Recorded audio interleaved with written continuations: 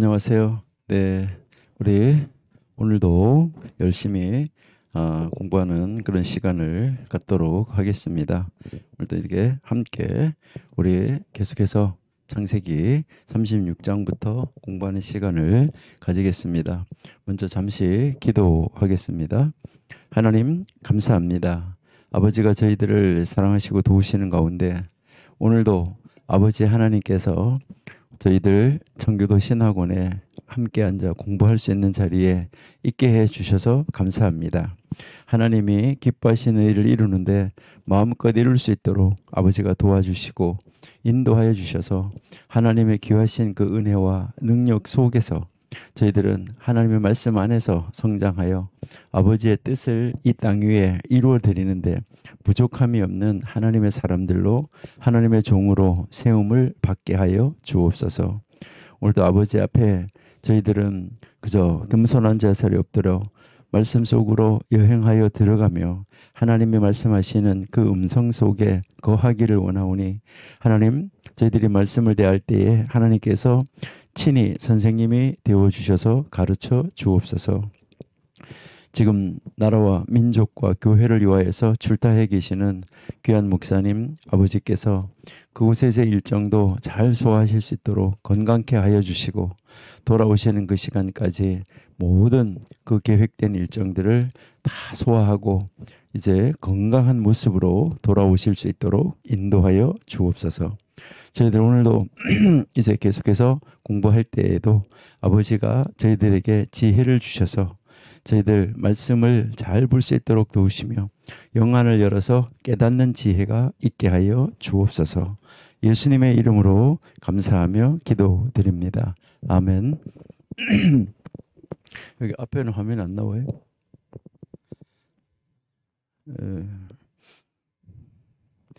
네, 우리 오늘 창세기 36장부터 우리 계속해서 공부하도록 하겠습니다. 교재를 가지고 계시는 분들은 교재 76페이지부터 보시면은 되겠습니다. 교재 76페이지부터 여러분들이 열어놓으시고 우리 함께 보는 그런 시간을 갖도록 하겠습니다. 창세기 36장은 여러분들이 이제 잘 아시는 대로 에서의 후손에 대한 이야기가 나오고 있습니다. 근데 이 에서의 후손에 대한 이야기는 어떻게 보면 굉장히 복잡할 수도 있습니다. 그러니까 이렇게 읽어보면 이렇고 저렇게 읽어보면 저렇고 많이 다양하다 하는 것을 알 수 있는데 우리는 여기에서 우리가 알 수 있는 것은 이제 하나님의 그 선택한 백성과 선택하지 않은 사람의 족보가 나올 때 언제나 이제 사라져야 될 사람들의 족보가 먼저 나온다 하는 것입니다. 그러니까요. 지금도 야곱의 가족의 이야기가 나오기 전에 이제 에서의 족보와 에서의 가족 이야기가 먼저 나온 다음에 이제 나중 이제 그 야곱의 가족으로 넘어가서 요셉 이야기로 이어지는 것을 저희들이 볼 수 있습니다. 그래서 지금까지 저희들이 이제 창세기 35장까지 이제 이 야곱에 대해서 저희들이 계속해서 이제 살펴보고 야곱이 이제 개인적으로 하나님 앞에 완전히 돌아오는 그 모습을 저희들이 살펴보았습니다. 그러니까 야곱이 이제 완전하게 하나님 앞으로 이제 돌아와서 야곱이 이스라엘 된 것이죠. 그래서 이제 35장에서 이삭이 죽고 나서 결국 이제 야곱하고 에서가 남아 있는데 오늘 이제 보시면은 이제 이 에서는 야곱을 떠나서 멀리 다른 나라로 가게 되는 이 모습을 우리들이 알 수 있습니다. 그래서 결국 이제 이 가나안 땅은 야곱이 이제 차지하게 되는 그 모습을 우리가 알 수 있습니다. 그래서 야곱의 후손들이 이제 이 가나안 땅에 지금 멈추어서 이제 살게 되는 것이죠. 그래서 이제 창세기 36장에서는 이제 보시면은 제일 먼저 1절에서 8절까지 해서 에서의 자손 이야기가 나오고 있습니다. 그래서 이제 1절에도 보시면은 여러분들이 에일레 톨드 투 에이사브 해서 이 에이사브가 에서지요. 그다음 이제 이 에이사브, 그다음에 후 에돔 이렇게 시작을 하는데 에서의 자손들이 나오고 그다음에 이제 야곱과 헤어지는 내용을 여기서 다루고 있다 하는 것이죠. 그래서 에서는 야곱이 충분히 이제 그 인식을 하고 가치 있게 여겼던 그 깊은 그 실제들에 대해서 관심상 어떻게 이렇게 보면 이 에서는 거기에 관심이 없습니다. 그러니까 이제 야곱이 영적인 것에 굉장한 관심을 가지고 있었는데 이제 이 에서는 그 영적인 것이나 이제 보이는 것이나 외관상이나 이런 모습에 대해서 별로 그 관심이 없는 사람, 관심이 없이 사는 사람이 누구였냐면은 에서였었다 하는 것이죠. 그래서 이제 결국 이제 이 두 형제는 적절한 시기에 나누어지게 되는데 이제 아브라함에게 주셨던 그 복, 너희 후손에게 이 땅을 준다. 이삭에게 주셨던 복, 이 땅을 너희 후손에게 준다 했는데 이삭이 야곱에게 이 땅을 너희 후손에게 줄 것이라고 하나님이 약속하신 땅에 야곱은 남게 되고 에서가 떠나게 되는 것을 우리가 알 수 있습니다. 그 다음 이제 9절에서 43절까지가 에서의 이 자손의 족보가 나오는데 여기서도 이삭의 후손 가운데 큰아들 이 에서의 족보가 먼저 기록이 됐는데 이것은 우리가 지금까지 늘 이야기했던 것처럼 선택받지 않은 사람의 족보가 먼저 기록되었다가 사라지는 이 창세기에 나오는 이 계보에 바로 이 기록 방식을 그대로 따르고 있다라고 우리가 한번 생각을 해볼 수 있습니다. 근데 여기서 이제 여러분들이 한번 성경을 읽으시면서 한번 깊이 한번 묵상하시고 생각해 보셔야 되는 것은 이 야곱의 족보를 도표로 그려보라는 거예요. 그러니까 한번 야곱의 족보를 이제 이 야곱의 이 에서의 족보를 도표로 한번 이렇게 만들어 보시면서 그 아들 이제 이 에서의 아들들이 어떻게 누구의 후손으로 나왔는가. 그러니까 대표적으로 여러분이 보시면은 에서에게 부인이 세 사람이 있었던 것을 우리가 알 수 있습니다. 자, 그러면 우리 잠깐 성경 한번 보시도록 할게요. 창세기 우리 같이 한번 성경 한번 보시도록 하겠습니다. 36장 1절에서 보시면은 에돔의 족보가 이러하다라고 이야기를 하고 2절에서 보시니까 가나안 여인 중 헷 족속 엘론의 딸 아다, 그다음에 히위 족속 시브온의 딸인 딸인 아나의 딸 오홀리바마를 자기의 아내로 맞이하고라고 이야기하죠. 그러니까 에서가 가나안 여인 중에서 또 헷 족속의 그 바로 엘론이라는 그 사람의 딸 아다하고 결혼을 했고, 그 다음에 히위 족속, 이것은 다 가나안 사람이죠. 시브온의 딸인 아나의 딸 오홀리바마를 자기 아내로 맞이하였다. 이렇게 이제 되어 있고, 그 다음에 보시면은 36장 그 3절에 이스마엘의 딸 르바뇨스의 누이 바스맛을 맞이하였다. 이렇게 해서 지금 부인 세 사람이 등장하고 있는 것을 우리가 알 수 있습니다. 그렇게 세 사람이 여기서 등장을 했는데, 여러분 이제 9절에 가서 한번 보시면 9절에 세일산에 있는 에돔 족속의 조상 에서의 족보는 이러하고 그 자손은 이러하다 해서 여기서 에서의 아내 아다의 아들 이제 나오죠. 아다의 아들은 엘리바스요, 에서의 아내 또 바스맛의 아들은 르우엘이며, 이제 또 엘리바스의 아들들은 대만과 오발과 스보와 가담 그나스요, 그 다음에 에서의 또 아들 엘리바스의 이제 그 첫 딥나는 아말렉을 엘리바스에게 낳았다. 그래서 이들은 에서의 아내 또 아다의 자손이다. 이렇게 지금 나오면서 우리로 하여금 많이 헷갈리게 하고 있어요. 그러니까 르우엘의 아들들은 또 나학과 세라와 삼마와 미산이, 이들은 에서의 아내 또 바스맛의 자손이요. 이렇게 해서 이제 계속 이어지면서 보시면은 14절에도 보시면 시브온의 손녀 아나의 딸 에서의 아내 오홀리바마의 아들, 그러니까 오홀리바마, 이 오홀리바마의 아들들은 또 이러하니 그가 여호수아 알람과 고라를 에서에게 낳았더라. 이렇게 이제 하면서 여러분들이 이제 이 족보를 계속해서 이제 비교해 보시면은 자꾸 좀 이상하게 혼란스러워지는 이런 모습을 우리가 이제 볼 수 있습니다. 그래서 그들을 통해서 족장이 몇 명이 낳는가 하는 거, 이런 것을 여러분들이 한번 쭉 살펴보시면 좋은데, 그냥 대충 우리가 한번 살펴보시는 그런 시간을 우리가 한번 가지도록 이렇게 하겠습니다. 예, 여기에서 이제 여러분 한번 보시니까 창세기 36장 1절에서 3절에는 보시니까 아다, 그다음에요 이제 오홀리바마, 그다음에요 바사마스, 이렇게 이제 나오는데, 여기에서 이렇게 보시면 아다가 뭐로 나오냐 하면은 이제 해족 속에 히유족 속에 엘론의 딸이라고 나오고, 그다음에요 오홀리바마는 히위족 속의 시브온의 딸, 이제 아나의 딸, 이렇게 지금 나오고 있습니다.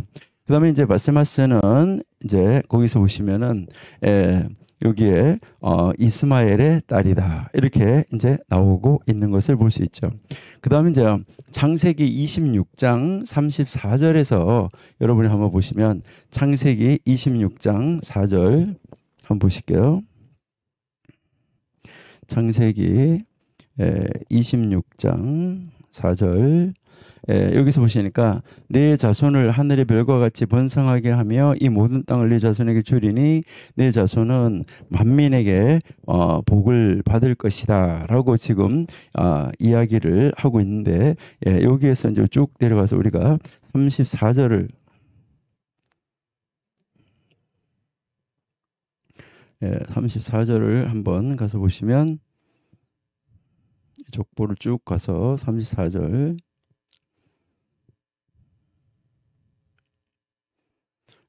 에서가 40세에 헷족 속 부에리의 딸 유딧과 그다음에 헷족 속 엘론의 딸 바스맛, 이렇게 지금 나오고 있는 것을 우리가 읽을 수가 있습니다.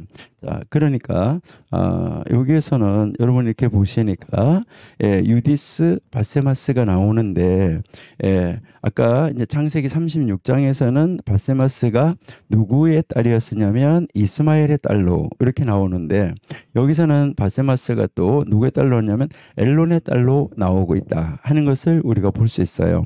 자, 그러니까 여러분들이 이제 연구를 하셔야 되는데, 자, 바세마스인데 여기서 이렇게 보시니까 여기서는 이제 이스마엘의 딸, 근데 여기서는 엘론의 딸, 여기는 이제 이 엘론의 딸이 누구냐면 아다였었죠. 아다. 참 이게 달라지는 이 모습을 우리가 이제 볼 수 있다 하는 것이죠. 이렇게 해서 여러분들이 이제 이 창세기 36장 1절에서 3절하고, 그다음에 26장 34절, 그다음에 28장 여기에 이제 9절, 28장 9절은 여러분이 잘 아신 대로 이제 그 야곱을 이삭하고 리브가가 외갓집으로 보내면서 이제 이 땅에서 여인을 취하지 말라라고 이야기를 하니까 이제 이 가나안 족속의 딸을 우리 엄마하고 아버지가 싫어하는구나, 이것을 알고 이제 이 에서가 이제 그 이스마엘의 딸을 가서 이제 결혼을 하게 되는 그 모습을 우리가 이제 여기는 이제 볼 수 있는 거죠. 여기서는 다시 이스마엘의 딸이 나오는데, 이 이스마엘의 딸이 여기서는 바세메스라고 나왔는데, 여기서는 이스마엘의 딸이 다시 누구로 나오고 있는가 한번 보실까요? 창세기 28장 69절.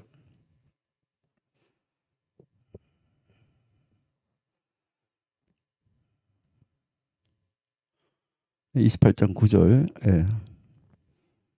창세기 28장 9절을 한번 보시겠습니다. 이 에서가 이스마엘에게 가서 그 본처 외에, 본처가 이제 있었다는 거죠. 그 다음에 아브라함의 아들 이스마엘의 딸이요 누바요스의 누인 마할랏을 아내로 맞이했다, 이렇게 돼 있죠. 그렇죠? 그러니까 여기서는 이제 이 마할랏이라고 되어 있다 하는 것을 이제 볼 수 있는 것이죠. 자, 여기서는 이제 이스마엘의 딸 바사마스인데, 여기서는 이스마엘의 딸 마할랏 이제 이렇게 나오고 있는 것을 보면 우리로 하여금 굉장히 혼란스럽게 하는 이 족보다라는 것을 우리가 이제 알 수가 있고요.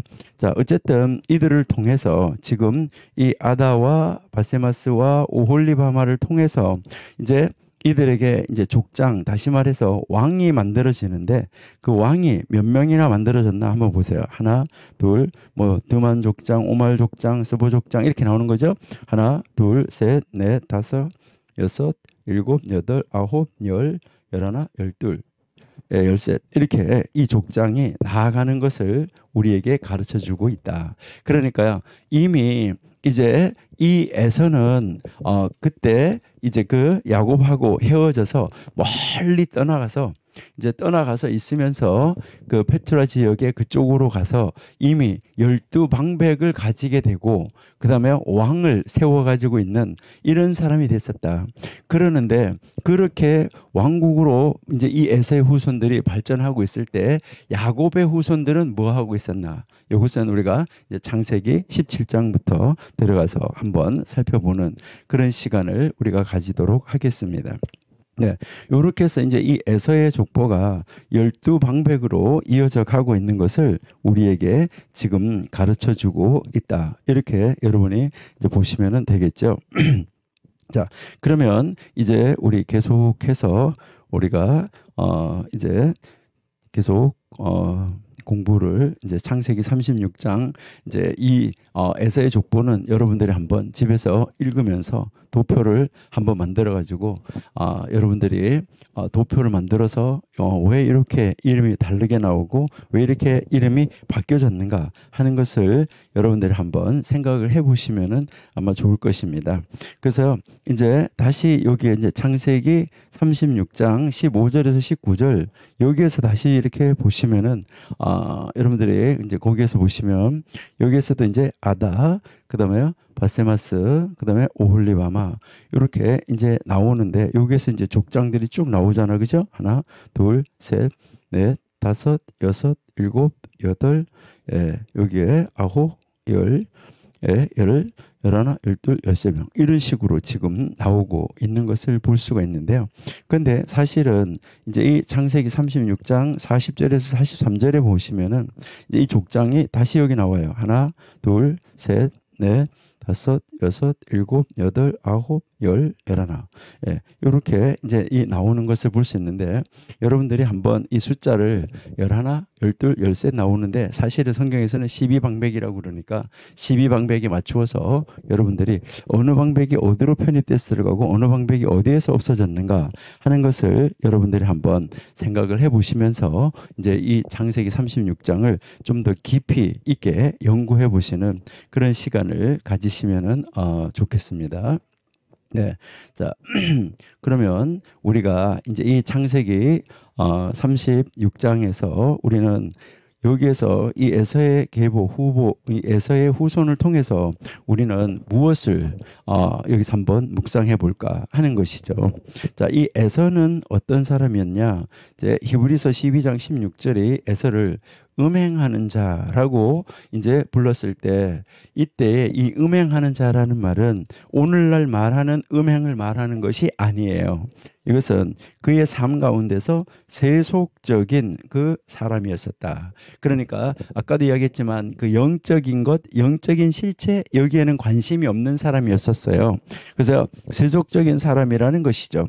그래서 인간의 이 참된 삶은 당연히 하나님을 위한 공간을 가지고 있어야지 되고 바로 그 하나님을 최우선의 자리에다가 둬야지 된다 하는 것입니다. 근데 하나님에 의해서 생겨난 사람이 하나님을 찾지 않는 존재가 된다면 이것은 바로 하나님을 배반하는 것과 같아 하는 것을 우리가 알 수 있습니다.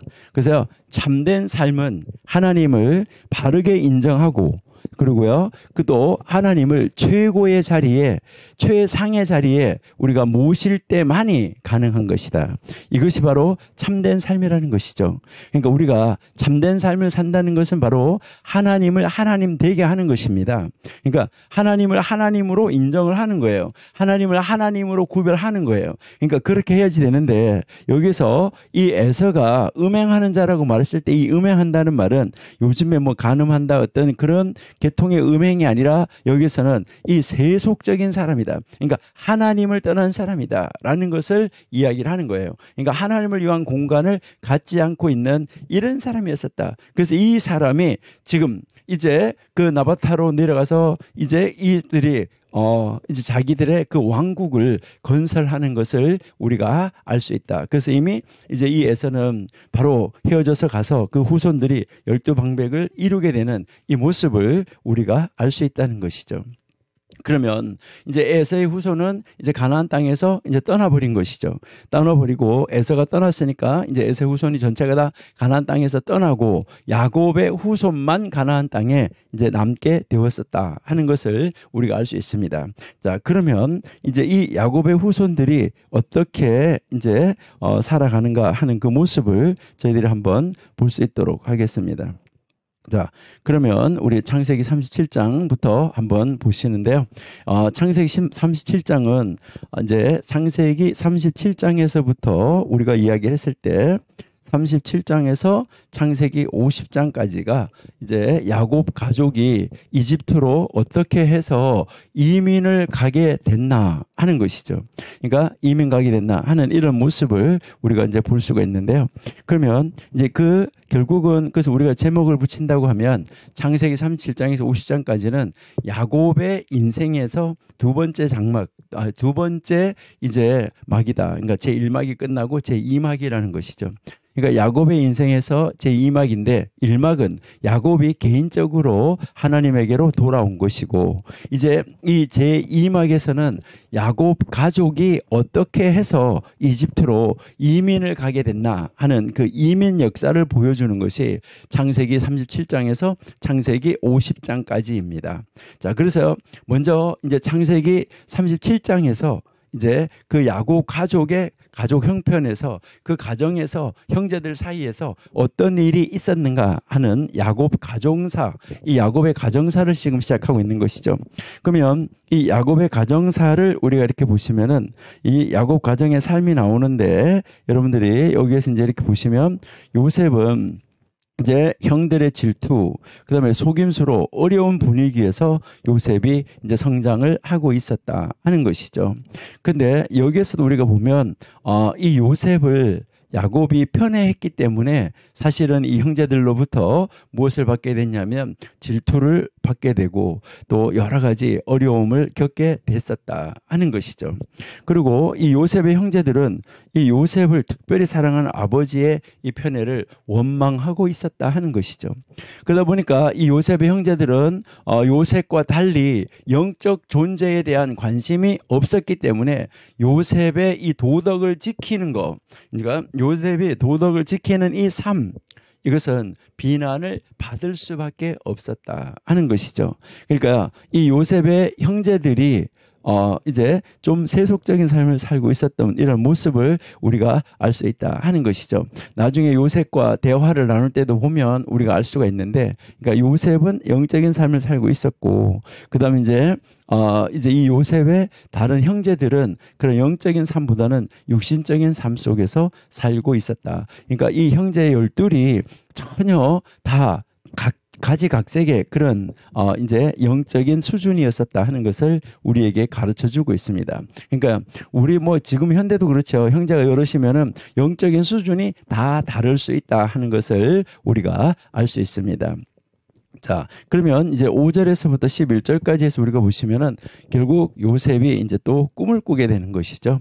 요셉이 꿈을 꾸는데, 요셉이 이 꿈을 꾼 이 곡식 단의 이 꿈하고 해, 달, 별에 관한 이 꿈은 형들을 더욱더 이제 놀라게 만들고 형들이 더욱더 요셉을 미워하도록 만드는 그런 근거가 되었다라는 것을 우리가 알 수 있습니다. 그러니까 요셉이 꿈을 꾸고 나서 11달이 자기한테다 절하더라. 해, 달, 별까지도 자기한테, 해, 달까지도 자기한테다가 절하더라. 이렇게 하니까 엄마, 아버지까지 다 절을 하는 것이냐라고 이야기를 하게 되는 것이죠. 그래서 이 꿈 이야기를 듣고 바로 아버지 야곱은 이제 요셉을 책망을 하기는 하지만은 바로 이 요셉이 한 말을 아버지 야곱은 영의 사람이니까 그것을 마음에 두는 것을 우리가 볼 수가 있습니다. 그러니까요, 이 꿈을 꿨으면 그냥 가만히 있든지 아버지한테만 이야기하든지 기도하든지 하면 될 건데, 그런데 이 요셉이 이제 그것을 자기 형들에게 이야기를 하니까 형들도 딱 듣는 순간에 그것을 알아차리는 것이죠. 아, 저것 봐라. 이제 이렇게 되는 것이겠죠. 자, 그렇게 이제 해서 가족이 이제 별로 화목하지 못한, 형제들 사이가 별로 좋지 못한 그런 사회 속에서, 그런 가정 속에서 지금 살아가고 있다 하는 것을 볼 수가 있는데, 그렇게 살아가고 있는데 거기에서 보니까 이제 야곱이 요셉에게 임무를 주는데, 이제 이 야곱은 이제 세겜 근처로 일을 나간 바로 그 형제들의 안부를 알아보고 오라고 요셉을 보내게 되는 것이죠. 그러니까 다른 형제들은 이제 그 양을 치러 양을 데리고 들로 나가 있는데 요셉은 집에 있었댔는데 왜 요셉을 야곱이 이때 이제 그 형들의 안부를 물어오라고 그때 보냈을까? 꼭 그렇게 안부를 물어오라고 보냈어야지만 됐을까 하는 것이죠. 어쨌든 이제 아버지가 말씀하시는 것을 요셉은 그대로 이제 순종을 하는 것이죠. 그 형제들은 뭐 여러 사람의 형제가 나가 있지만은 요셉은 지금 홀로 그 먼 길을 떠나게 되는 것이죠. 그러니까 안부를 알아보고 오라고 요셉을 보내니까 요셉은 바로 그 아버지의 말씀에 즉각적으로 순종하는 그런 사람이었었다 하는 것을 우리가 알 수 있어요.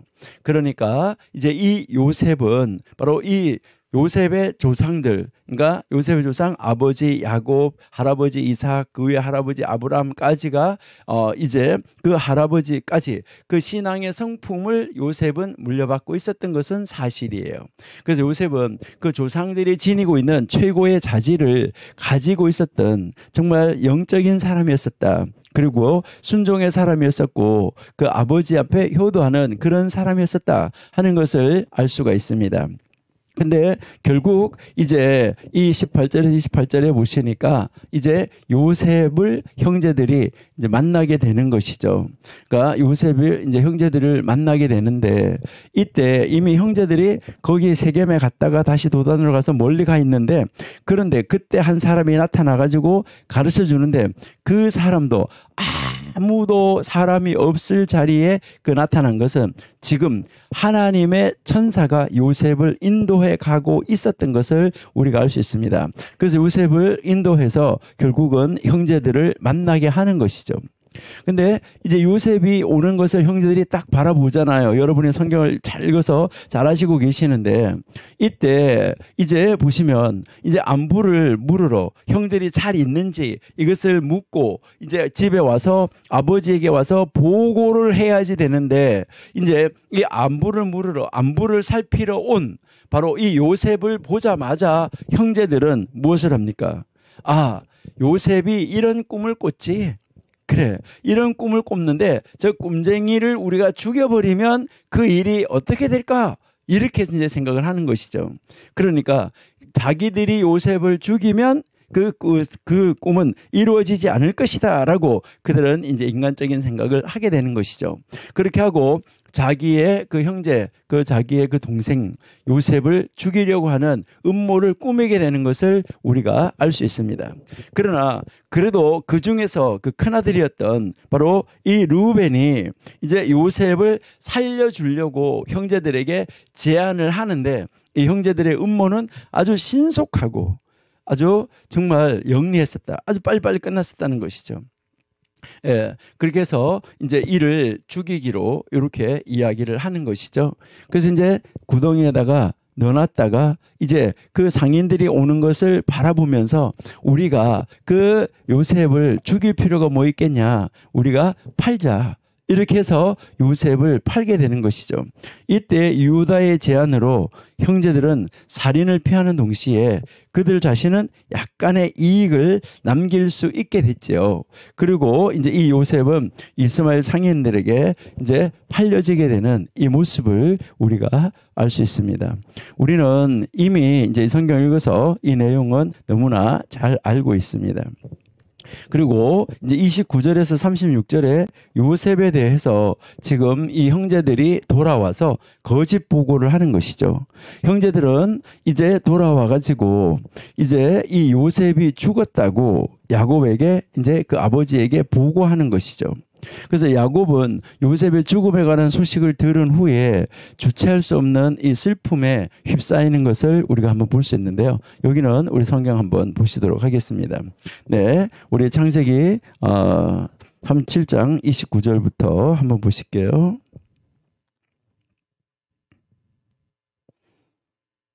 네, 여기에서 이제 보시니까 르우벤이 돌아와서 구덩이에 이르러서 본즉 거기에 요셉이 없는지라.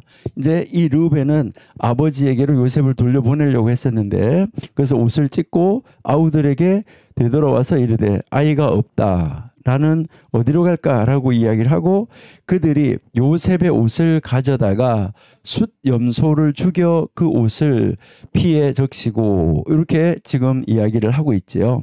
그러니까 이제 그 요셉의 옷을 벗겨놓은 것을 이 옷을 가져다가 염소를 죽여가지고 그 염소의 피를 그 옷에다가 묻히는 것이죠. 염소의 피를 옷에다가 묻혀서 적셔가지고 이 옷을 가지고 그의 채색 옷을 이제 아버지에게로 가지고 가서 이르기를 이제 우리가 이것을 발견하였으니 바로 아버지의 아들의 옷인가 보시옵소서라고 이야기를 하는 것이죠. 이때 아버지가 이제 이게 요셉의 옷이라는 것을 알아보고 말하는 것이죠. 내 아들아, 내 아들의 옷이다.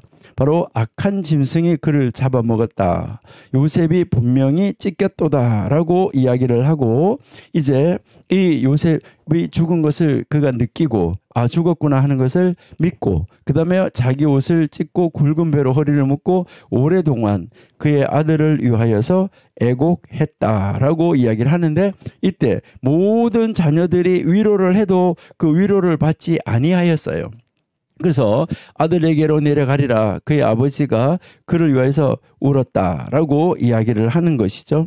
그리고 그 미디안 사람들이 그를 애굽에서 바로의 신하 치위대장 보디발에게 이제 팔았다 하는 것으로 무대가 다시 이제 넘어가는 것을 볼 수가 있는 것이죠. 그러니까 이제 야곱 가족의 이야기가 쭉 이제 나오다가 야곱 가족의 이야기가 나오는 것이죠. 그래서 요셉이 이렇게 팔려갔다라고 이야기를 하는데 자, 여기에서 우리가 왜 이 성경 구절을 우리가 한번 읽어봤느냐 하는 것인데 여기에 31절에 보시니까 요셉의 옷을 가져다가 숫 염소를 죽여서 그 옷을 피해 적셨다라고 말했는데 왜 이 옷을 가지고 가야지만 됐을까라는 것이죠. 그러니까 이 옷을 왜 가지고 가야지만 됐을까? 아니면은 그 옷을 피에다가 꼭 묻혀 가지고 가야 됐을까? 옷을 가지고 가는 것은 증거물이 되겠죠. 그러니까 가져가서 아버지한테 가서 이제 이게 요셉의 옷이 맞지요 하면 증거물이 되잖아요. 그러면 증거물이 될 건데 그냥 그 옷만 가져가면 될 텐데 왜 염소를 잡아가지고 그것도 양이 아니고 염소를 잡아서 염소 피를 거기다가 묻혀가지고 이것을 가지고 아버지에게 갖다가 보여줬을까 하는 것이죠. 여러분 이제 옛날 고대 근동 지방에서는 목동들이 양을 치잖아요. 이 목동들이 양을 칠 때는 이제 그 주인이 양을 이제 목동들한테 이렇게 쭉 맡겨가지고 양을 치게 되는데 그러면 만약 아주 많은 그 숫자의 양을 치다가 보니까 이제 이 목동이 그 주인의 양 가운데서 몇 마리를 뭐 할 수 있을까요? 그 양 몇 마리를 갖다가 자기 집에다가 따로 떼놓고 뭐라고 말할 수 있어요? 사나운 짐승이 와서 몇 마리 먹었어요. 이렇게 이야기할 수도 있어요. 그리고 뭐 아니면은 몇 마리가 어떻게 없어졌는지 뭐 했는지 주인은 잘 알지도 못한다는 것이죠. 근데 주인이 아주 세밀한 사람이라 가지고 숫자를 다 세어놨다라고 하면 그때 이제 자기 집에다 몇 마리 갖다가 감춰놓고 무엇이라고 할 수 있어요? 사나운 짐승이 와서 먹어버렸어요 라고 이야기할 수 있다는 것이죠. 그렇기 때문에 그 목동들은 이제 그 주인에게 가서 사나운 짐승이 먹었을 때는 사나운 짐승이 이제 이 짐승을 잡아 먹었다는 것을 가져가서 보고를 해야 되는 그런 형식이 있어요. 그러니까 그들은 그런 관습이 있다는 것이죠.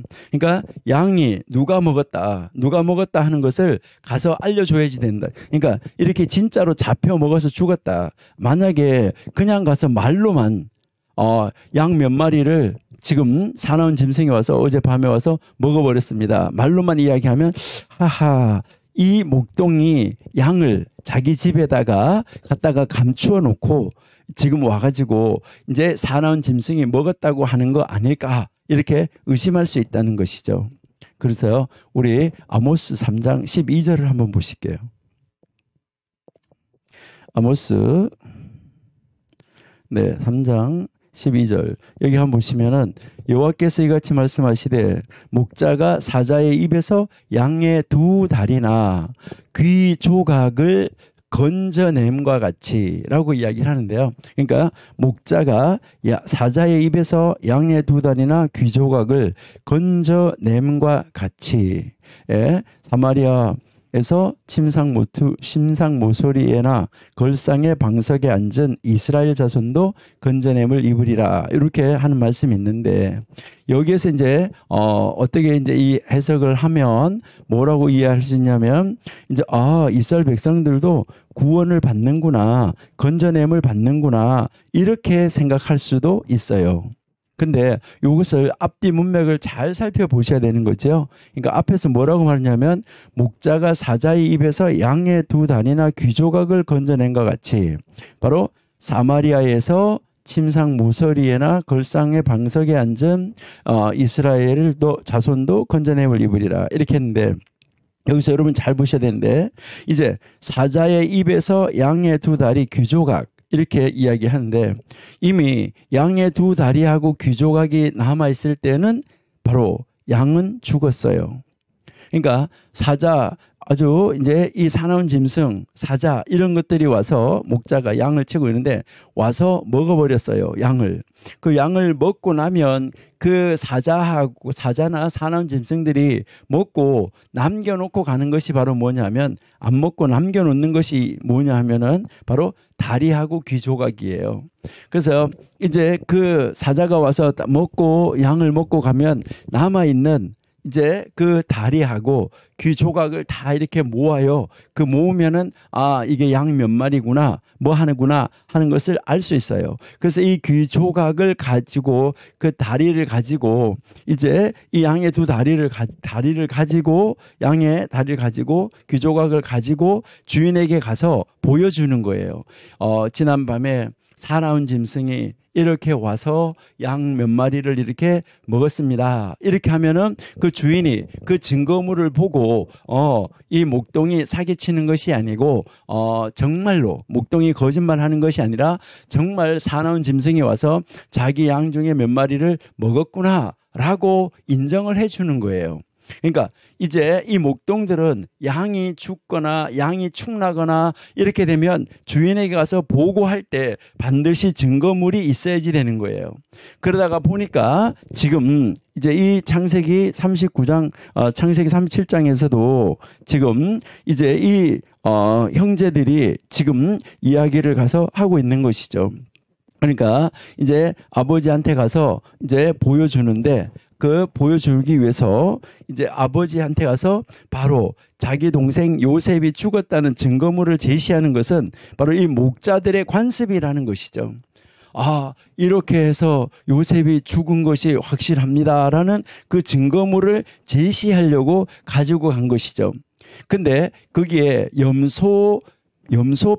염소를 죽이고 염소피를 묻힌 것은 지난번에 우리가 이제 이 야곱이 그러니까 에서의 옷을 입고 아버지 이삭을 속이러 갔을 때 이제 염소 털을 붙이고 갔다라고 이야기를 했을 때 우리가 잠깐 이야기를 했었는데 바로 이 염소 털이 사람의 털하고 가깝고 그리고 염소의 피가 사람의 피하고 아주 그러니까 사람의 피하고 아주 흡사합니다. 그래서 아주 비슷한 성분을 가지고 있어요. 그래서 말랐을 때도 이것이 응고가 됐을 때도 그 색이 사람의 피가 응고가 된 것과 비슷하다는 것입니다.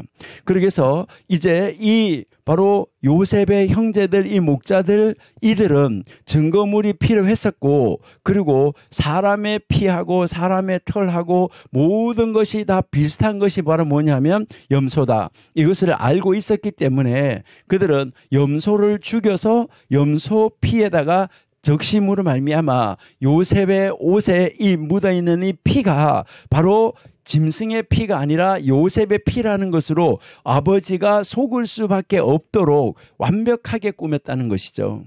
그렇게 해서 완벽하게 꾸며가지고 가지고 가서 아버지에게 이제 그 증거물을 제시한 것이죠. 그러니까 양의 다리 귀조각을 갖다가 이제 주인한테 제시하는 것처럼 지금 요셉의 옷을 가지고 가서 이제 그 아버지한테다가 제시하니까 아버지는 뭐 했냐면 내 아들이 진짜로 죽었구나 이렇게 이제 느낄 수 있도록 되어졌다 하는 것을 우리에게 가르쳐주고 있다 하는 것이죠. 정말 놀라운 이런 이 모습을 우리가 이제 볼 수 있습니다. 이렇게 해서 이제 이 요셉의 형제들은 결국은 이제 아버지에게 가서 이제 거짓 보고를 하고 아버지는 그 아들이 진짜 죽은 줄 알았는데 이제 이 요셉은 진짜 죽은 것이 아니라 이제 이집트로 팔려갔다 하는 것으로 이제 끝난 것이죠. 자, 그러니까 지난번에 우리가 이야기를 할 때 창세기 28장에서 1절에서 5절까지 해서 야곱이 이제 그 이삭의 축복을 받고 밧단 아람으로 떠났어요. 밧단 아람으로 떠나고 나니까 그 다음에 누구 이야기가 나와 있냐면 남아 있는 사람 이야기가 나왔어요. 남아 있는 사람 이야기가 나오는데 남아 있는 사람 누구 이야기냐면 에서가 남아 있으면서 장가가고 뭐 어머니 아버지가 이제 그 가나안 땅 여자를 기뻐하지 않는가 보다 이렇게 하면서 이제 가서 이스마엘의 딸을 부인으로 취해오는 그런 이야기가 나왔지요. 그러니까 가정에 남아있는 아들 이야기가 나왔다는 것입니다. 그래서 이렇게 가정에 남아있는 아들 이야기가 나오고 나서 다시 무대가 이제 야곱에게로 넘어간 것을 우리가 알 수가 있어요. 자, 그러니까 여기도 이제 요셉이 팔려갔어요.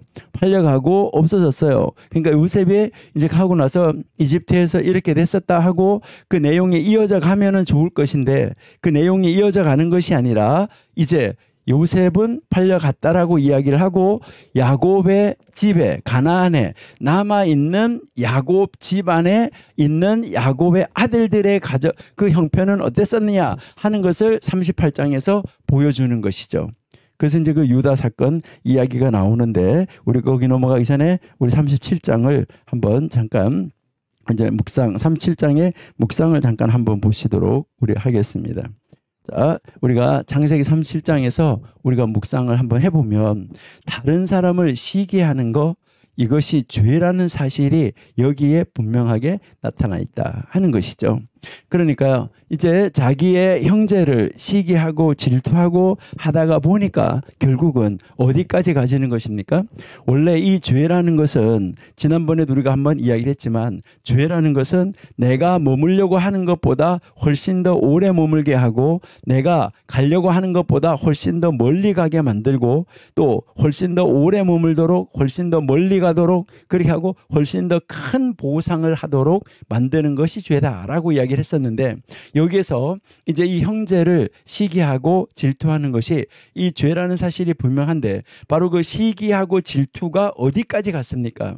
결국은 이제 살인하는 단계까지 가려고 하다가 결국은 이제 그들에게서 살인은 하지 아니하고 결국 그 형제를 이제 남의 나라에다가 팔아버리는 이러한 일 그렇게 하고 아버지를 속이는 이런 정말 안타까운 일이 발생했었다 하는 것을 알 수가 있습니다. 여러분 이제 정말 우리가 죄에 빠지지 않는 것은 하나님의 은혜 속에 깊이 들어갈 때만이 바로 우리는 죄를 이길 수 있다라는 것을 우리에게 이제 가르쳐 주고 있습니다. 르우벤이나 유다가 정말 유다나 르우벤이 그 동생을 살려주고 싶었으면은 어떻게 했어야지 됐을까 하는 것을 우리가 다시 한번 생각해 보면서 우리는 지금 현재 살아가고 있는 이 세상 속에서 이런 유혹 속에서 다양한 시기와 질투를 하고 있으면서 이제 그 시기와 질투가 죄라는 것을 진실로 인식하면서 정말 하나님의 은혜로 이 모든 것을 이겨나가면서 살아가고 있는가 하는 것을 우리가 깨달으면 좋겠다 하는 것입니다. 네. 자, 그러면 우리 38장 이제 한번 가서 보시면 결국 이제 37장에서 50장까지가 이제 야곱의 가족이 이집트로 이민 가는 이민 역사인데 어떻게 해서 요셉이 이집트로 가게 됐나 하는 것을 보여주고 난 다음에 이제 이 남아있는 가나안 땅에 남아있는 이제 이 야곱의 아들들 사이에 어떤 일이 있었나 이것을 이제 또 보여주는 것이 38장이다라고 보시면 되죠. 이때에 유다가 사실 요셉을 죽이지 말고 팔자라고 이야기했던 그 아들인데 이제 이 유다의 이 도덕적 상태에 관한 이 이야기를 통해서 그 당시에 바로 야곱이 살고 있었던 그 가나안 땅에 그 당시 그 상황, 그 당시에 그 죄악이 어느 정도로 만연되어 있었나 하는 것을 보여주는 것입니다.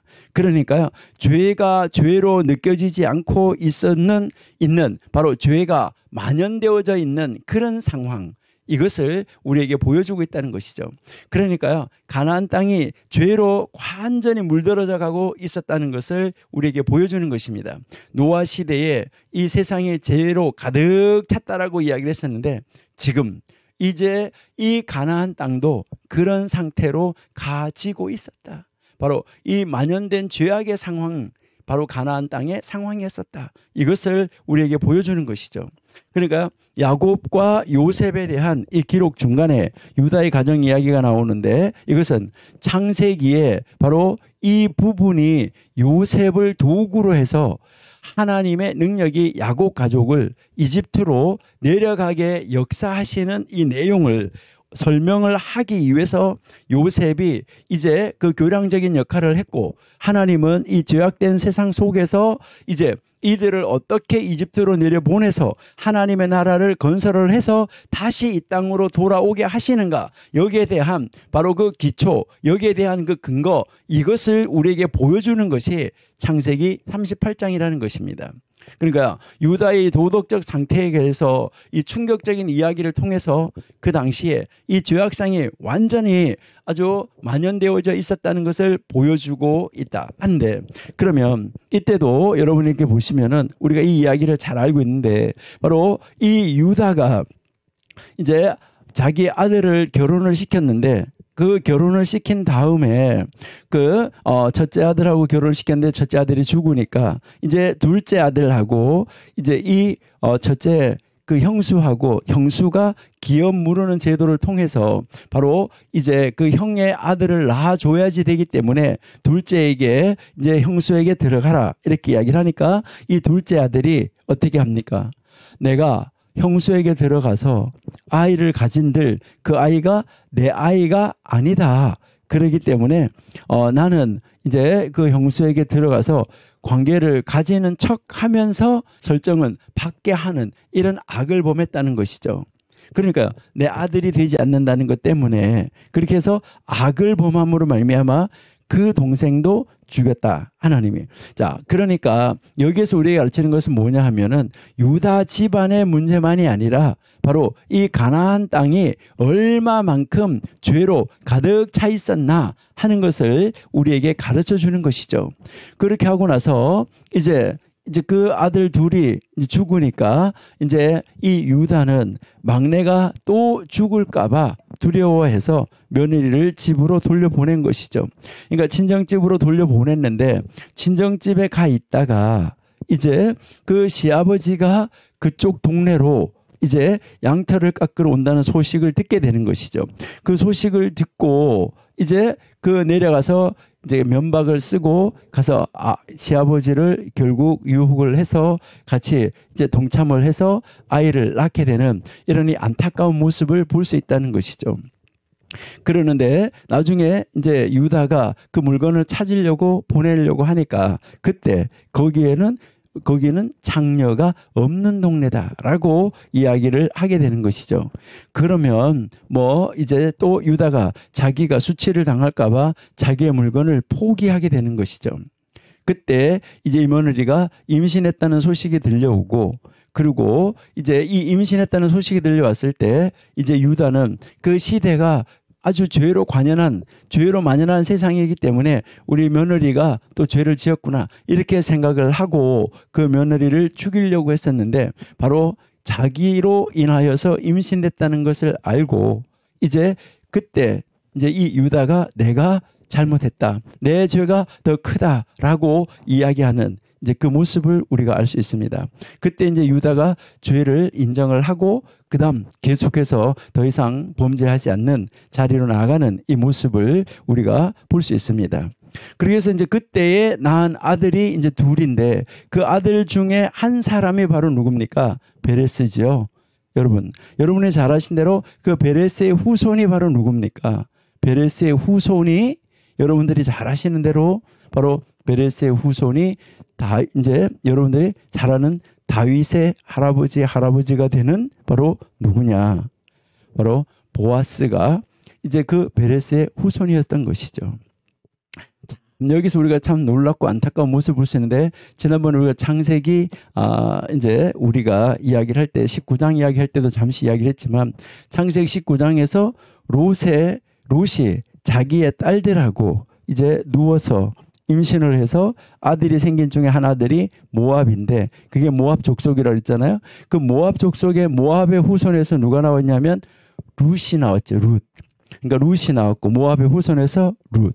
그다음에 여기에서 이제 이 베레스의 유다하고 며느리하고 사이에서 태어난 베레스의 후손에서 누가 나오냐면 보아스가 이렇게 나와서 이 보아스와 룻이 결혼을 해서 그 후손으로 다윗이 오고 그 후손으로 예수님이 오시게 됐다 하는 것.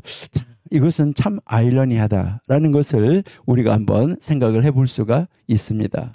여러분들이 정말 한번 깊이 한번 묵상하시고 생각하시면서, 하나님이 이런 그 가문을 통해서 오신 이유가 무엇일까 하는 것을 여러분 한번 생각해 보시면은 좋을 것 같습니다. 자, 그러면 우리 이제 창세기 38장의 묵상 내용의 풍경을 한번 보시면, 죄가 가지고 있는 이 가능성은 정말 아주 엄청나다. 그러니까 이 죄라는 것은 모든 것을 다 먹을 수도 있고 사람을 죽일 수도 있고 사람을 망하게 할 수도 있다. 그러니까 이 죄의 영향력은 정말로 대단하다라는 것을 우리에게 가르쳐 주는 것이고, 우리가 계속해서 이야기하지만 이 죄라는 것은 이제 본인이 죄를 짓는 사람이 생각했을 때 어느 정도까지만 죄를 짓고 더 이상 안 나가리라 라고 했던 거, 그거보다가 훨씬 더 멀리 가게 한다는 거, 그리고 훨씬 더 크게 만들어 놓는다는 거, 훨씬 더 대가를 크게 치르게 만든다는 거, 이것을 우리는 분명하게 알고 우리가 하나님 안에 들어갔을 때 죄를 이길 수 있다라는 것이고요. 그리고 우리가 하나님의 사람으로 이 세상에서 성도, 구별된 사람으로, 하나님을 구별되게 하는 사람으로 살아가는 것이 얼마나 중요한가 하는 것이죠. 그러니까 하나님의 사람으로 구별되어서 산다는 것이 쉬운 것이 아니다. 이것을 우리에게 가르쳐주고 있습니다. 그리고요, 우리는 여기서 하나님은 이제 언제나 하나님의 일을 이루어 가시는 데 있어서 하나님은 이제 사람들이 자기의 계획대로 무엇을 하려고 해도 안 된다는 것이죠. 그러니까 하나님은 뭐 인간들이 어떤 계획을 써도 하나님의 일은 하나님 계획대로 이루어져 간다 하는 것을 우리에게 보여주고 있어요. 여러분, 우리는 정말 하나님의 사람으로 바르게 세움을 받을 수 있어야지 된다 하는 거. 그래서 우리는 언제 어디에서라도 죄에 빠질 가능성은 언제나 있어요. 그러니까요, 유다가 그쪽으로 지나가다가 이렇게 보니까 장녀가 있어서 그냥 지나갔어요. 여러분 성경 자세하게 보시면 지나갔다가 다시 돌아와요. 그러니까 이 죄라는 것은 언제나 우리를 땡긴다는 것이죠. 그렇기 때문에요, 그것을 과감하게 잘라낼 수 있는 정말 하나님 앞에 정말 하나님의 사람으로 하나님의 그 선한 영향력 속에서 벗어나지 않으려고 늘 말씀으로 묵상하고 말씀에 사로잡혀 있지 않으면 언제 어디에서 우리가 넘어질지 모른다 하는 거, 이것을 우리에게 가르쳐주고 있습니다. 그러니까요, 여러분들도 진실로 하나님 앞에서 하나님이 기뻐하는 자리로 나아갈 수 있는 우리들이 되어야지 되는데, 우리는 말씀에 사로잡혀 있고 언제나 하나님 앞에 내가 서 있다는 것, 그래서 구별된 삶을 살아야 되겠다는 것, 이 결심과 각오가 없으면 우리도 언제 어떻게 넘어질지 보장할 수 없다는 것을 우리는 인정하고 하나님 앞에 설 수 있는 우리들이 되어야지만 되겠습니다. 자, 이제 그 가나안 땅에서 이런 일이 있었다는, 바로 앞으로 이제 그 예수님의 족보의 조상, 다윗 왕의 조상, 유다의 가문에서 왕이 난다고 말했으니까 바로 그 조상, 왕들의 조상이 어떻게 형성이 되어졌는가 하는 것을 가나안 땅에서 그 족보를 보여준 다음에 이제는 무대가 다시 이집트로 넘어가는 것이죠. 이것은 무엇 때문이냐? 하나님이 아브라함에게 뭐라고 말씀하시냐면, 너희가 이방에 가서 객이 돼서 4대 만에 400년 후에 400년을 이제 거기서 나그네 생활을 하다가 나오게 될 것인데, 그때 나라를 이루어서 나오게 될 것이다.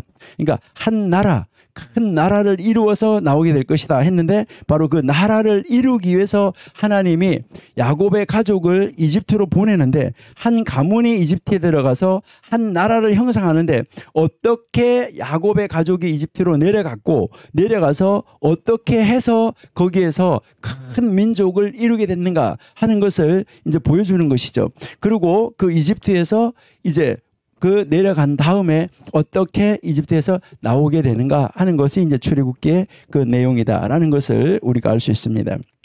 자, 그러면 이제 이 야곱의 가족을 이집트로 데려오기 위해서, 하나님은 데려가기 위해서 요셉을 먼저 보냈는데, 그러니까 먼저 보냈는데 이 요셉이 다리 역할을 한 것이죠. 그래서 요셉이 이제 잘 풀리고 모든 위기 상황을 다 하나님께서 해결해 주시는 이 모습을 우리가 볼 수 있습니다. 그래서 제일 먼저 이 야곱 가정의 이민사에서 이제 요셉이 가서 어떻게 자리를 잡아서 이제 어떻게 이제 아버지하고 형제들을, 가족들을 다 모셔오게 되는가 하는 그 시작부터 자세하게 보여주고 있죠. 자, 그렇게 해서요, 창세기 39장에서 보시면은 이제 먼저 이제 1절에서 6절을 보시니까 요셉의 이집트 생활이 시작이 된 것이죠. 그러니까 이때 요셉이 내려갔을 때가 17살이라고 그랬는데요. 자, 그러니까 요셉이 이집트로 팔려가서 요셉은 이집트의 왕 바로의 신하인 경호대장 보디발에게 팔려갔다라고 이야기를 하는데요. 여러분, 이것이 굉장한 섭리라는 것이죠. 여러분, 이제 그 형제들이 이스마엘 상인들을 팔았는데, 이스마엘 상인들이 이집트로 요셉을 데리고 갔는데, 어떻게 요셉이 팔려간 집이 누구 집이냐? 바로의 신하, 바로의 경호대장 집이었었다. 바로 이제 무엇을 말하냐면 이집트의 왕 최측근의 집으로 팔려갔다는 거예요. 예, 그러니까 이집트의 왕 그 최측근의 집으로 팔려갔다. 이게 하나님이 지금 요셉을 인도해 간 것이죠. 그러니까 하나님이 요셉을 인도해서 상인들이 거기에 가서 그 집에다가 팔도록 하나님께서 이미 그 길을 예비해 놓으신 것입니다. 그러니까 이제 이 이스마엘 상인들이나 이 보디발이나 다 하나님이 꾸며놓은 일이라는 것은 몰랐어요. 하나님이 계획해 놓은 일이라는 것은 몰랐어요. 그렇게 하는데 그것이 아주 자연스럽게 갔는데 나중에 보니까 그 누가 한 거예요? 하나님이 하신 거예요. 여러분, 우리도요, 매사에 하나님을 정말 인정하고 내가 한 걸음 한 걸음 옮겨 놓는 것이 정말 어떤 발걸음인가, 이것을 생각하시면서요, 우리가 하나님 앞에서 걸어가는 그런 발걸음이 되어야 되고 하나님을 인정하는 발걸음이 되어야지 돼요. 요셉은요, 매사에 하나님을 인정했어요. 구덩이에 있을 때도 하나님 앞에서 이제 뭐라고 말하냐면, 구덩이에 있을 때도요, 요셉은 형통하다 그랬어요. 여러분은 요셉의 삶을 보시면은 구덩이에 빠졌어요. 건짐을 받았어요.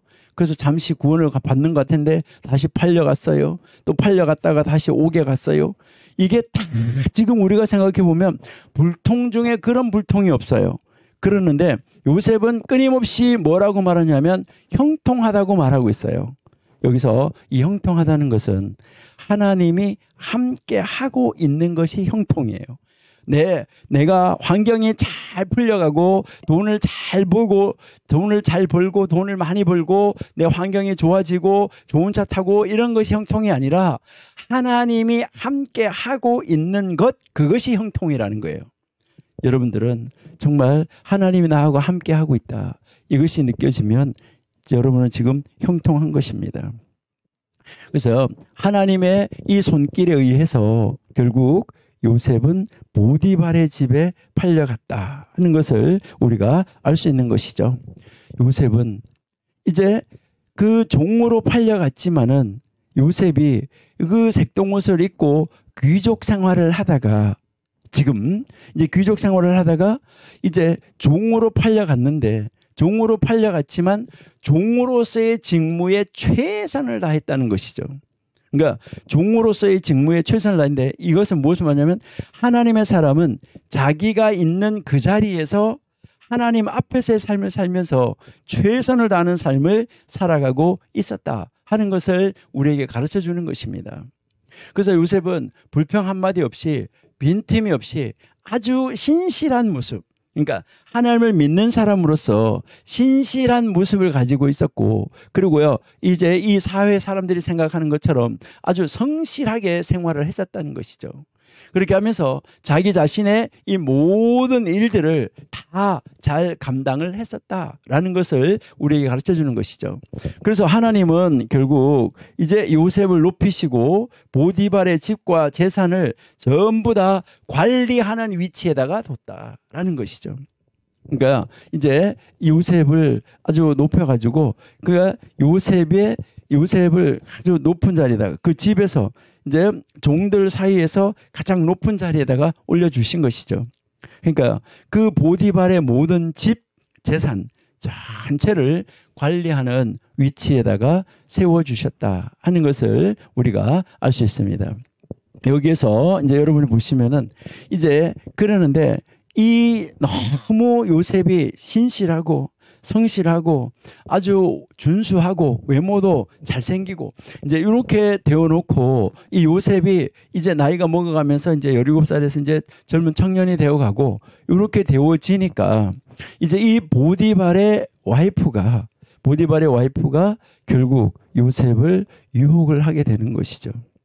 그러니까 이제 고대 근동 지방에 이런 이야기의 테마가 너무나 많아요. 이런 이야기들이.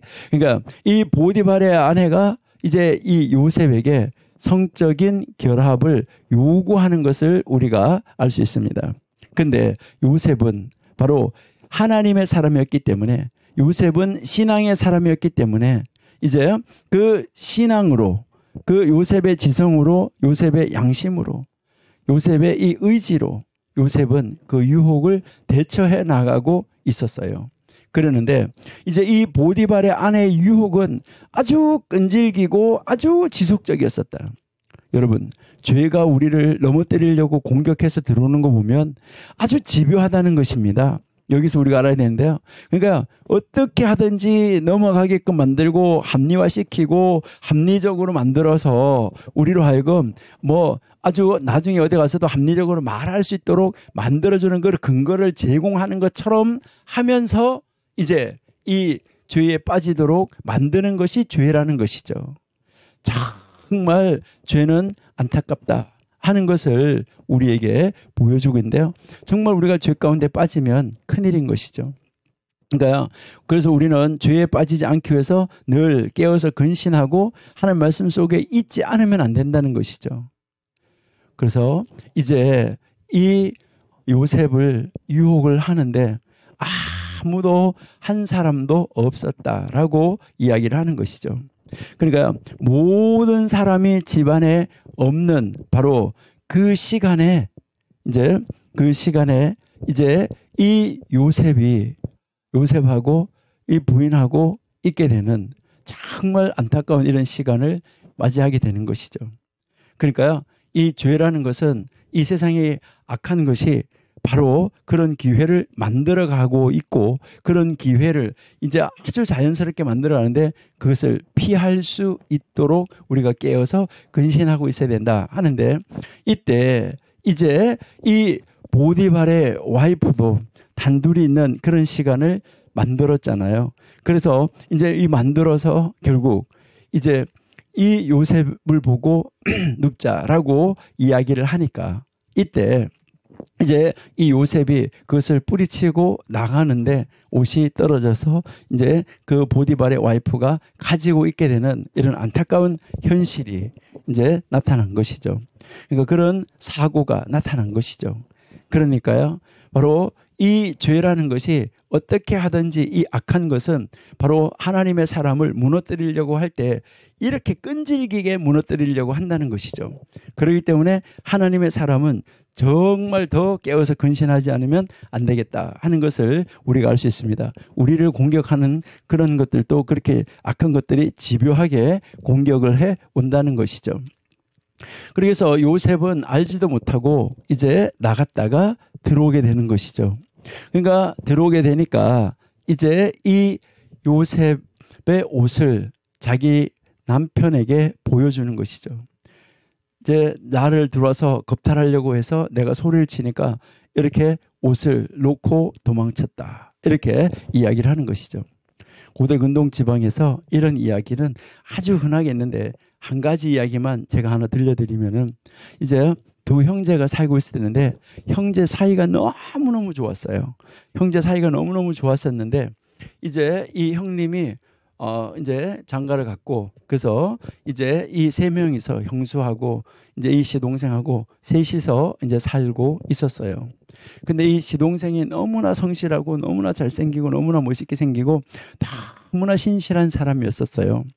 근데 하루는 이제 이 형제 둘이서 이제 소를 몰고 이제 멀리 가서 밭에 가서 씨앗을 심고 있었는데, 그러는데 이제 그 씨앗이 좀 모자라서 떨어졌어요. 그래서 형이 이제 아우보고 집에 가서 그 씨앗을 좀 더 가지고 와라라고 이야기를 했어요. 그래서 집에 오니까 이제 형수가 머리를 감고 이렇게 단장을 하고 그렇게 하고 있으면서 이제 곡식을 가지러 왔어요라고 이야기를 하니까 이 머리를 감고 있던 형수가 뭐라고 하냐면 저기 가서 곳간에 있으니까 가서 가지고 와라라고 이야기를 했어요. 그러니까 그래서 가지고 나오는데 이 형수가 머리 다 감고 단장을 하고 이제 뭐 했냐면 이제 이 시동생을 자기 방으로 끌어들였어요. 들여가지고 함께 눕자라고 이야기를 했죠. 함께 눕자 이야기하니까, 아니 내가 아버지요 형님이요 하나님 앞에서 그럴 수 없습니다. 이 요셉의 말과 똑같은 거예요. 내가 하나님 앞에서, 그리고요 그 주인이 나에게 어떻게 해주셨는데 내가 어찌 그렇게 할 수가 있습니까? 주인이 나에게 모든 것을 다 맡겼는데 나에게 금한 것은 오직 당신뿐입니다 라고 이야기를 한 거예요. 그러니까 요셉이, 그러니까 이제 우리 주인이 나에게 금한 것은 모든 재산, 모든 집의 모든 것을 다 나한테 맡겼는데 주인이 나에게 금한 것은 당신뿐입니다. 그런데 내가 어떻게 당신을 그렇게 주인이 금한 것을 할 수 있습니까? 하나님과 주인이 금한 것입니다 라고 요셉이 이야기하는 것처럼 이제 이 아우가 그렇게 이야기를 하고 뿌리치고 갔는데 옷을 당겨가지고 이제 요셉하고 똑같이 옷을 놓고 가게끔 만들었어요. 그래서요 이제 갔어요. 가서 일을 다 하고 이 동생은 뭐 아무것도 모르고 있는 것이죠. 그래서 이제 형이 먼저 다 집으로 돌아오고 동생이 쟁기를 챙기고 소를 몰고 집으로 오는 거예요. 집으로 이렇게 오고 있는데 그 사이에 벌써 이제 이 형한테 이 형수가 고자질을 한 거죠. 동생이 이렇게 했다. 어찌 그럴 수 있냐? 어떻게 그럴 수 있냐? 이렇게 억울할 수가 있냐? 이렇게 하면서 그렇게 해놓으니까 이제 이 형이 그 말을 듣고 이제 이 녀석이 그럴 수가 있어? 형을 배반해도 그렇지라고 하면서 이제 죽이려고 이제 기다리고 있었댔는데 그때 이 소를 몰고 오는데 이 소가 뭐라고 말을 하냐면 내 주인이 당신을 죽이려고 내 집 옆에서 기다리고 있으니까 당신은 나를 여기다 놔두고 도망가라. 그렇게 하면 나는 내 주인에게로 내가 알아서 돌아가겠다. 이렇게 소가 말을 해주는 거예요. 그러면서 이 소가 지금 당신 집에서 이제 형하고 형수가 이런 일이 있어서 당신을 죽이려고 하니까 도망가라. 이래서 그 동생은 도망을 가게 되는 것이죠. 그리고 이제 소가 혼자서 집으로 오는데 그 뒷이야기는 나중에 여러분들이 이제 어디에서 찾아가지고 한번 읽어보시면은 아주 재미나는 일이 있습니다. 이제 고대 근동지방에는 그런 테마로 되어지는 이야기들이 수없이 많이 있습니다. 이것이 다 어디에서 가져간 이야기냐면 요셉의 테마에서 빌려간 이야기들입니다. 예, 이렇게 해서 이제 결국은 이제 요셉이 집에 돌아왔을 때에 이 보디발이 요셉을 감옥에다가 가두는데 여러분 같으면 어떻게 하시겠어요? 여러분 같으면 요셉을 감옥에 가두겠어요? 여러분이 보디발이었다면 여러분은 어떻게 하셨겠습니까? 여러분이 보디발이었다면 어떻게 했을까? 여러분 항상 성경 읽으실 때 생각을 하셔야 되는데 내가 보디발이라면 나는 이렇게 했겠다. 내가 요셉이라면 나는 이렇게 했겠다. 이런 것을 여러분 한번 늘 묵상하시면서 하나님은 이렇게 하는 것을 기뻐하시겠구나. 하나님은 이렇게 하는 것을 기뻐하시겠구나. 이것을 늘 묵상하면서 하나님이 기뻐하시는 것이 무엇인가를 찾아서 그 일을 이루어 갈 수 있는 하나님의 사람이 되어야지 된다 하는 것을 우리는 성경을 통해서 배울 수 있습니다. 우리는 그렇게 살아야지만 되는 것입니다. 그러니까요, 하나님이 하면 어떻게 하시겠구나. 하나님이 이렇게 하는 걸 기뻐하시겠구나. 늘 이런 것을 묵상하고 찾아내서 그대로 살아내는 여러분들이 되시기를 바랍니다. 예, 지금 이제 결국 이 내가 보디발이었다면 정말 내가 요셉에게 얼마만큼 잘해줬는데 요셉을 가정의 모든 일을 다 맡기고 자기 와이프만 이제 맡기지 않고 모든 것을 다 맡겼다. 거기서 보디발이 이야기해요. 음식만 맡기지 않았다고 이야기하는데 여기서 이 음식이라는 말이 부인을 이야기를 하는 거예요. 부인만 맡기지 않고 모든 것을 다 맡겼는데 어찌 이럴 수 있느냐라고 하면서 그 당시에 종은 주인이 바로 죽일 수 있어요. 바로 주인이 이 보디발이 종을 그냥 바로 죽여버릴 수도 있어요. 너가 내 부인을 바로 죽일 수 있는데 이때 이 보디발은 뭐였냐면 바로 요셉을 믿었어요. 요셉을 믿었기 때문에 이 요셉을 감옥에 보내는데 어떤 감옥에 보냈냐는 거예요. 여러분 요즘에도 보시면은 감옥은 층이 있어요. 그러니까 감옥은 이렇게 층이 있는데 그 여러 이제 이 층이 이렇게 있을 때 뭐 어떤 사람이 가는 거 이제 뭐 높은 사람이 가는 감옥, 낮은 사람이 가는 감옥 이런 감옥이 있는데 감옥이 다 똑같지 않다는 거죠. 그러니까 이 시대에도 요셉의 시대에도 지금 감옥이 있었는데 바로 바로의 신하들이 가는 감옥이 있었던 거예요. 그러니까 바로의 신하들이 이제 그 가는 감옥이 있었다. 그러니까 종들이 가는 감옥이든지 아니면 종은 감옥에도 보낼 필요가 없이 그냥 죽이든지 이렇게 해도 되는데 바로 이 보디발은 요셉을 믿어줬습니다. 요셉은 그런 사람이 아니라는 것을 인정을 했던 것입니다. 그래서 이제 이 보디발은 요셉을 이제 그 높은 사람들이 갇히는 감옥에다가 요셉을 보내게 됩니다. 그러니까 높은 사람을 이제 가두는 감옥에 넣게 되는데 이것도 하나님의 섭리이죠.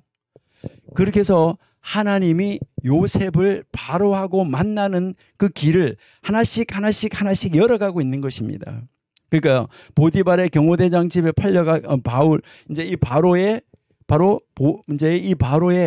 경호대장 집에 팔려가게 했고 그 보디발의 집에 팔려가게 했고 거기서 또 죄를 짓지 않았는데 2명을 쓰고 감옥으로 가는데 그러니까 부인이 생각할 때도 일단은 감옥으로는 보내야 될 거 아니에요.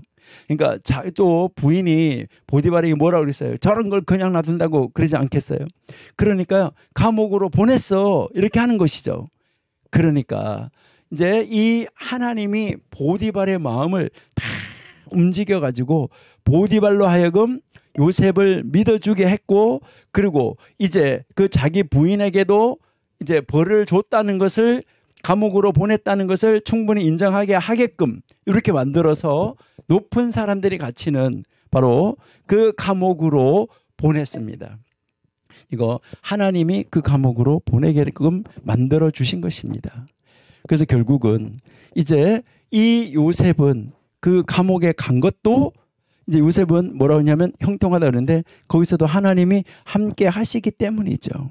나중에 우리가 보면 뭐 요셉이 감옥에 간 것도 형통한 것은 사실이에요. 그러니까요, 하나님이 거기 안에 가서 떡 굽는 관원장, 술 맡은 관원장, 바로 바로의 그 장관들을, 바로의 최측근을 만나게 만들어 주신 것이죠. 그러니까 여기에 이 떡 굽는 관원장과 술 맡은 관원장이 힘을 합치면 무엇을 할 수 있냐면 왕을 살해할 수 있는 그런 방법도 생각할 수 있는 사람들이에요. 그러니까 이제 이 우리나라로 말하면 수락관, 이제 이 상궁이 거기에다가 무슨 약을 넣었다든가 뭐 이제 독약을 넣었다든가 이렇게 해서 가지고 가면, 이제 그 사람이 먼저 먹어보는 사람이 그것을 먼저 먹어보고 이상이 없나 없나 이걸 검사하는 사람이 있는 것이죠. 요 두 사람이 떡 굽는 관원장, 술 맡은 관원장이죠. 그러니까 이 두 사람이 힘을 합치면 왕을 살해할 수 있는 그런 위치에 있는 그런 사람들이었다는 것이죠. 그러니까 그 왕하고 가장 가까이에 있는 그 사람들이 갇혀 있는 그 감옥, 그런 사람들이 갇히는 감옥으로 요셉을 보냈다는 것이죠. 하나님이 그들을 그 감옥 안에다가 요셉을 감옥 안에 넣은 다음에 거기에 그 사람들이 그 감옥에 들어오도록 만들었다 하는 것, 이것을 우리가 볼 수 있는 것이죠. 그러니까 이제 이 보디발의 이 아내 음모로 감옥에 가게 됐지만, 이 감옥에 가게 된 이제 이 요셉은 그 감옥 안에서도 아주 성실하게 그 일을 진행해 가고 있는 것을 우리에게 가르쳐 주고 있다 하는 것이죠. 예.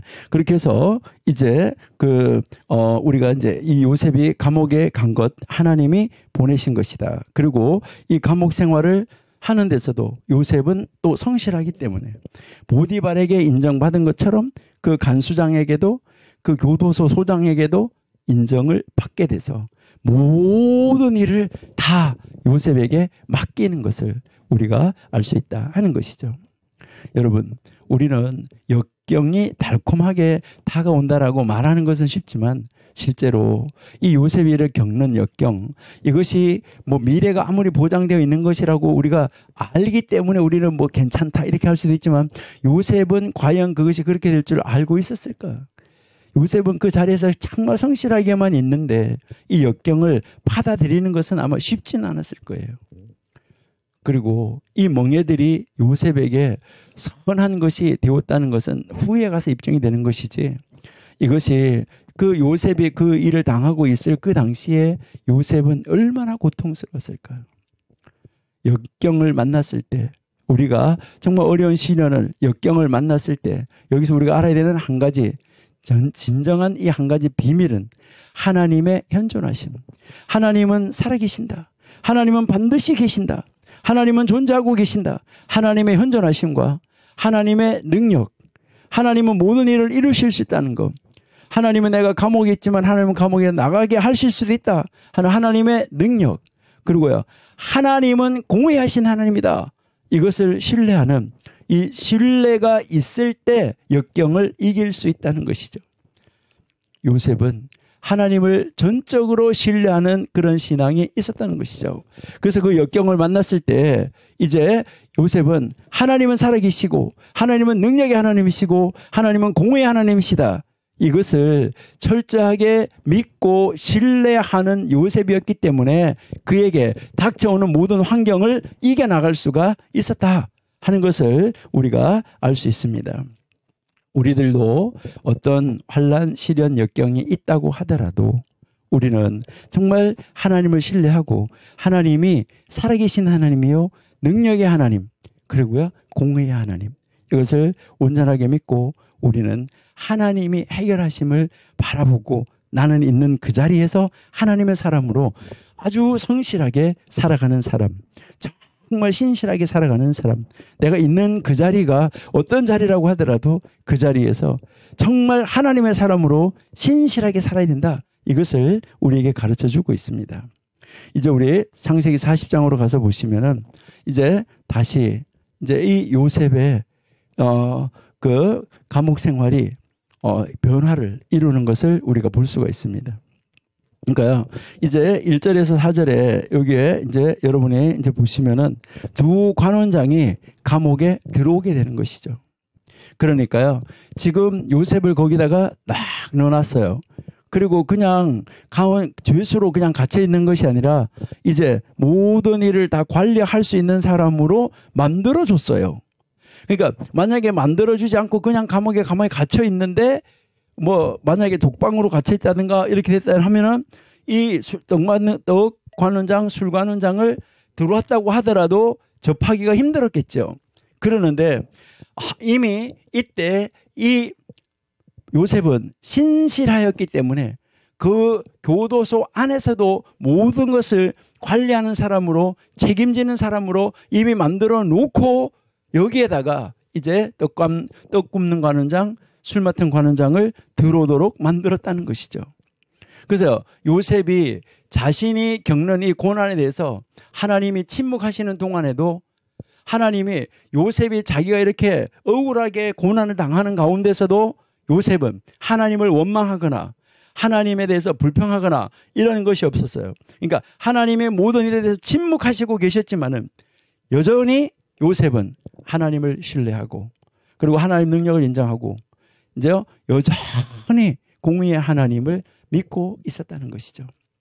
예, 이렇게 하니까 그때 하나님께서 그 교도소 안에 두 사람이 들어오게 하고 두 사람이 들어와서 꿈을 꿨는데 이때도 여러분이 한번 잘 살펴보셔야 되는데 여기서도 여러분이 보시면은 그들이 꿈을 꾸고 나서 얼굴에 수심이 있었다고 말하는데 여러분 이 요셉은 그 교도소 안에 있는 모든 사람 한 사람의 얼굴 모습 그 한 사람 한 사람의 모든 상태 이것을 정확하게 보고 있었다는 거예요. 아주 세밀하게 보고 있었다는 거예요. 왜 얼굴이 그렇게 좋지 않게 보이냐. 여러분들은 정말 여러분 주위에 있는 사람들이 어떤 상태에 있는지 어떤 환경에 있는지 정말 어떤 어려운 환경에 있는지 여러분들이 정말 그들을 바라보면서 무슨 어려운 일이 있습니까? 여러분들은 세심하게 주의를 기울이고 정말 하나님의 음성으로 그들을 도와주고 있습니까? 예, 그러니까 꿈을 꾸고 나서 이들의 수심이 가득 차고 있을 때 요셉이 왜 수심이 있느냐라고 묻는 것이죠. 그러니까 내가 어제 이렇게 꿈을 꿨다라고 이야기를 하게 되는 모습을 우리가 알 수 있습니다. 그러니까요, 우리도 이제 우리 주변에 있는 사람들의 이 모습을 잘 관리하고 관찰하고 보고 그가 어떤 어려움이 있으면은 여러분들이 도우려고 하는 이런 자세가 되어 있는 사람이 진짜 하나님의 사람이다 하는 것을 알 수가 있습니다. 이렇게 해서 결국은 이제 그들이 꿈을 꾼 것을 이제 이야기를 하게 되는 것이죠. 그러니까 이제 이 첫 번째 꿈을 해석할 때 요셉은 자기 자신에 대해서 언급하면서 사람을 통해서 일하시고 간섭하시는 하나님을 지금 먼저 드러내고 있는 것이죠. 항상 하나님을 드러내고 있는 거예요. 두 번째 꿈 해석에도 첫 번째 꿈과 동일하게 아주 솔직하게 있는 그대로 말을 하는 것을 볼 수 있습니다. 그래서 이제 이들은 이제 결국은 요셉이 꿈을 꾼 대로 요셉이 이제 그 꿈을 해석해 준 대로 이제 이들은 나가게 되는 것이죠. 나가서 이제 그 요셉이 해석을 해 준 대로 한 사람은 이제 복직이 되고 한 사람은 죽임을 당하게 되는 이런 모습을 볼 수 있습니다. 그래서 그러면 이제 이 복직이 된 사람이 가서 무엇을 해야 되냐 하는 것이죠. 가서 이제 이 복직이 됐으니까 가서 말을 해야 될 거 아니에요. 요셉이 이렇게 그 감옥에 갇힐 만한 일을 하지 않은 사람이 지금 감옥에 갇혀 있다. 이렇게 이야기를 해야 되잖아요. 그러는데 2년이 지나갈 때까지 그런 이야기를 한마디도 안 하는 것이죠. 그러니까 한마디도 안 하고 그냥 자기가 도움을 받았고 자기가 이제 그 꿈을 꾼 대로 해석이 되어져서 지금 이제 자기는 복직이 되었지만은 그 자기를 도와준 사람에 대해서 까마득하게 잊어버리고 말도 하지 않고 있었다 하는 것을 우리가 알 수 있습니다. 여기에 이 요셉은 이 2년이라는 이 긴 세월, 바로 요셉을 시험하는 이 기간을 요셉은 인내하면서 그 감옥 생활을 성실하게 하고 있었다 하는 것이죠. 참 놀라운 이 모습을 우리에게 가르쳐주고 있는데요. 여기서 우리가 한번 보시면 우리는 정말 힘든 환경이 우리에게 찾아온다고 할지라도 우리도 하나님을 잊지 않고 정말 변함없이 하나님의 뜻을 기다린다면 결국은 하나님께서 모든 것을 이루어 주실 것입니다. 여러분 한번 보세요. 요셉이 17살에 팔려가서 30살에 총리가 되어지는데요. 여러분 하나님이 아브라함에게는 75살에 약속을 했는데 25년 만에 100살에 가서 아들을 낳게 되는 것이죠. 이삭도 40살에 결혼을 해서 60살에 아들을 낳게 되는 이런 모습을 우리가 볼 수 있습니다. 여러분 우리에게 인내의 기간이 길다고 하더라도 정말 하나님 안에서 인내함으로 말미암아 이제 이 영원한 하나님 나라를 소유하게 된다는 것, 이것을 생각하면 이 기간이 13년이든 뭐 20년이든 아브라함처럼 25년이든 아니면 이집트에 들어가서 이스라엘 백성들이 살았던 400년이든 그 기간은 그렇게 중요한 것은 아니다라는 것을 우리가 한번 생각해 볼 수 있습니다. 이렇게 이제 이 감옥에서 20년을 감옥에서 이제 이 요셉이 이제 2년을 시간을 지나게 되는 것을 우리가 볼 수 있습니다. 그래서 시간이 2년이 지나가고 나서 이제 다시 결국 하나님은 무엇을 하게 합니까? 이제 그 바로의 그 옆에 있는 그 장관이 바로 이제 생각할 수밖에 없도록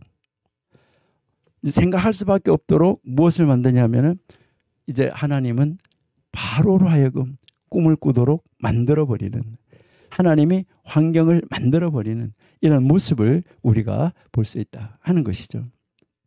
그러니까 요셉은 2년 동안 인내했고, 그러니까 바로 만 2년 될 때 결국 요셉은 바로 앞에 이제 나와서 서게 되는 것을 우리가 알 수 있습니다.